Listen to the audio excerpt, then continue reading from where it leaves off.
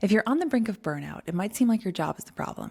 Quit your job, go on a nice long vacation, preferably paid, and things will get better. But what if you can't quit your job, at least not right now? Recovery from burnout is still definitely possible. In this video, I want to offer some practical changes you can make to bring immediate relief whether or not you can quit your job. Nothing I'm going to offer is very glamorous, but that's exactly why it works. I hope that after watching this video, you'll have some tactics that you can implement right away to make your work more sustainable. Quitting your job isn't always a solution to burnout anyway, because a lot of times you bring habits and beliefs that don't go away if you change your job situation. So you could get a new job or come back after a long sabbatical and then find yourself in the exact same situation you're in now. It happens a lot that people repeat patterns. So somebody might have a relationship that isn't going well, that has a certain unhealthy pattern, and then they end that relationship, start a new relationship, and then before they know it, that same unhealthy pattern from the first relationship shows up in the next relationship.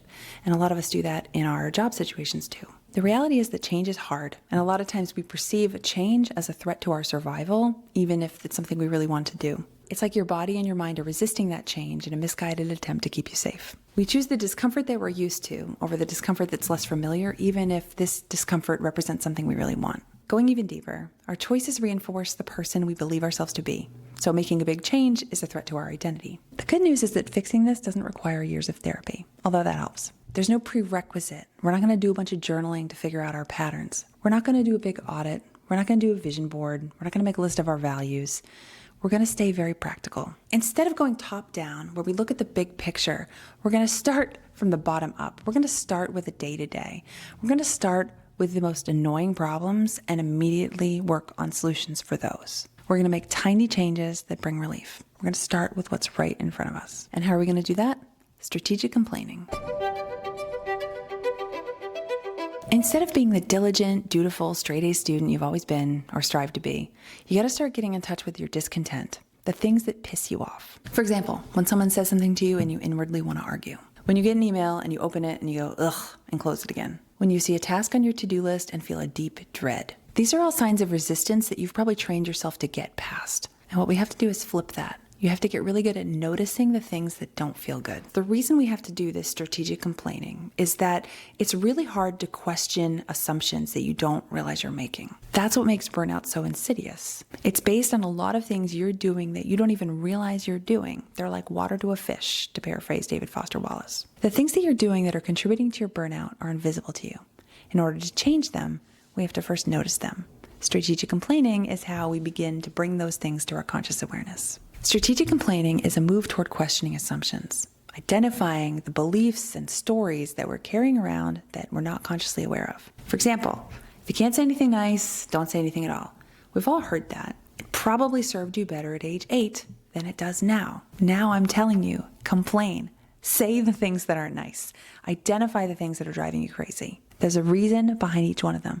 Strategic complaining gives us a map of where your burnout is coming from. It's teaching you what you're no longer willing to tolerate. You've already proven your work ethic. So this message of go above and beyond, for example, that's not going to serve you well anymore. You reach diminishing returns from that approach. Now you need to be strategic. You're now at a point in your career where you're going to earn more career capital from saying no than by proving how hard you can work. Why do I know that?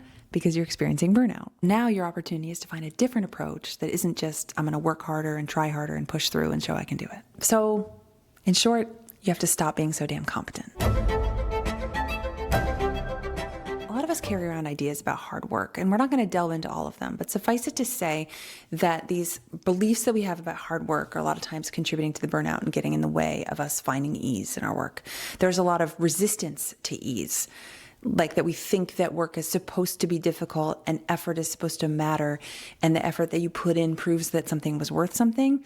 And as long as we keep holding on to those beliefs, we're going to resist some of the attempts that we might make to ease off because it feels like cheating. A lot of high achievers are really conscientious about trying to be really well-rounded, and any weakness that they have, they're really working on it to try to shore it up and make improvements so that they can be so versatile. But the thing is, at this point in your career, you've made enough investments that you are starting to get really good at some stuff. So the effort that you put in to try to shore up your weaknesses is actually taking away from the work that you could be putting into building on your strengths. And guess what? Building on your strengths is way more fun. That's the part that feels like cheating. So in order to get out of burnout, you got to lean into the stuff that feels like the work that doesn't even feel like work. It feels really enjoyable. It feels like you're getting away with something. Go with that. There's a lot of programming that you might have from your upbringing, authority figures of your past, school, that is kind of telling you not to trust that feeling of ease. I'm here to say that trusting that feeling of ease is the key to reversing this pattern of burnout. So strategic complaining lets us see where the resistance is, where that feeling of dread is. And that is often the stuff that you probably shouldn't continue to do. That is, if you want to progress in your career, enjoy your work, and not be burned out all the time. So the things that you dread are probably either below your pay grade, stuff you're not good at and probably never will be good at, or stuff that you've outgrown, like stuff that you've done too much of. You used to really love it, but now you've just done it too much, or you're part of a system that doesn't reward that. And the things that you enjoy are probably challenging enough to be interesting, right in your areas of greatest strength, and they're in a direction you want to go in your career. So what you have to do is let yourself grow. There can be a bit of a grieving process as you let go of some of these things that used to be ways of proving your competence.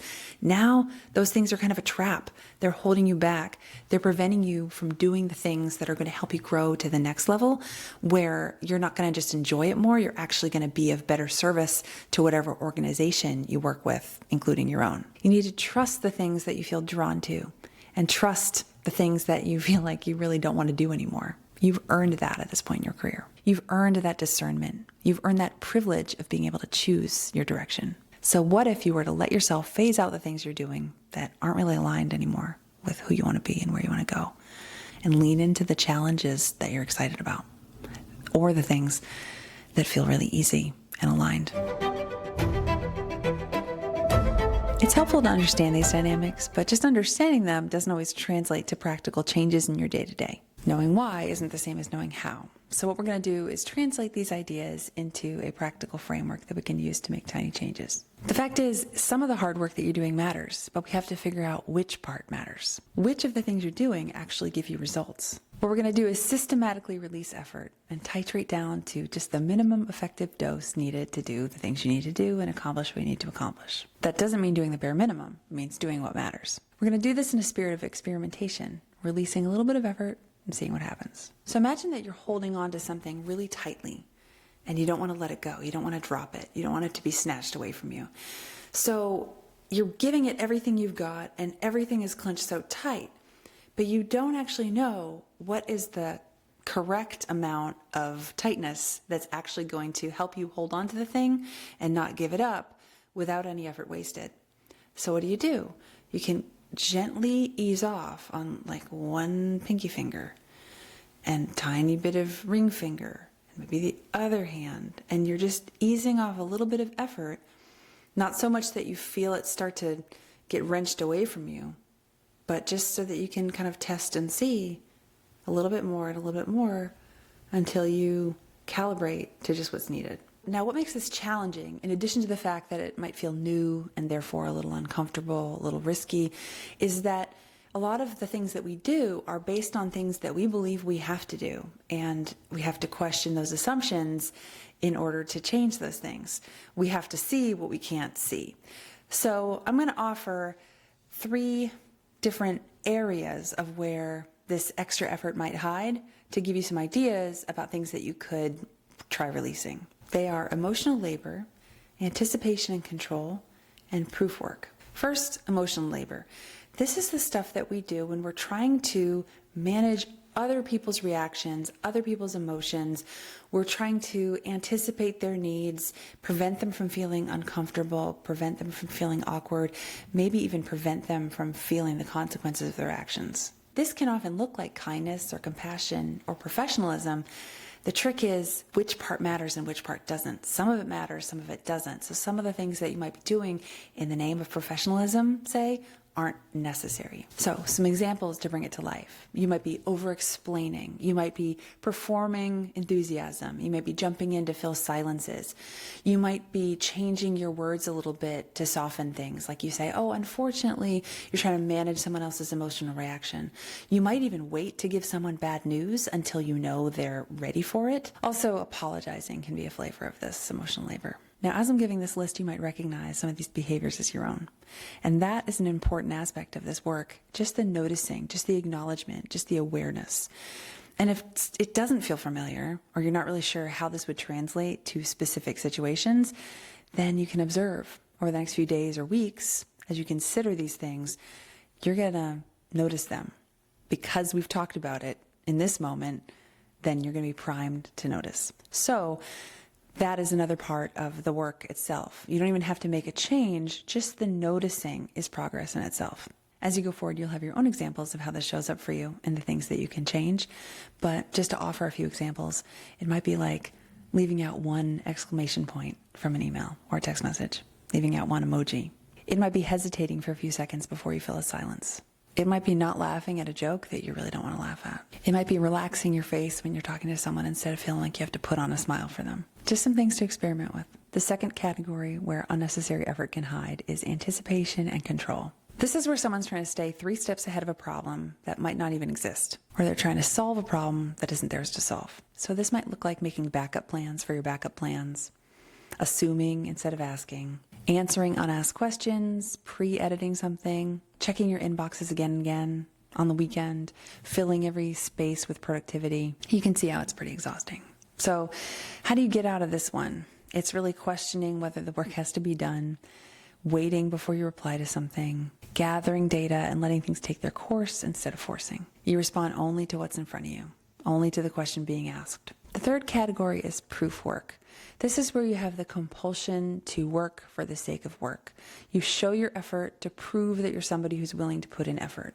It might look like over-polishing, over-committing, doing a lot of stuff that people don't necessarily care about, but that makes you feel virtuous. Showing up early, staying late, fixing all these problems behind the scenes, and nobody ever knows about them. All of these things because you think your value is in how much effort you put in. So how do we get out of proof work? Some little changes you can make to stop this overwork. You can aim for 8 out of 10 on a task that maybe isn't that big a deal. You can see what happens when you clock out when you're actually supposed to. You can try holding back a little bit when there's an opportunity to volunteer for something and see if anybody else steps up. As you notice extra effort that you're putting in and make tiny changes in response, you're going to see more layers. You're going to see more tiny changes you can make, and you're going to feel more confident in making those changes. Especially when you see that there's a lot you can do and nothing bad happens.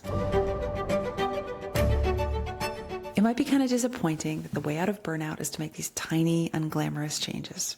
You probably wanted that long vacation, but maybe it's also a little bit empowering because you realize that your situation doesn't have to depend on something big and external changing. You can engage in this ongoing process of making little improvements so that over time, things keep getting better and better. You don't have to blow up your life or make any big decisions. And remember, just noticing is progress, seeing things a little bit differently. Something's already changed because you see differently. And over time, you're going to find that your work is more sustainable and even enjoyable. You can free up effort little by little where it's not needed, where it's not really contributing to any result, and you can put it toward the areas of your greatest strength. That's going to multiply your effectiveness without working any harder. I hope as a result that you find more joy and satisfaction, not just in your work, but in your life.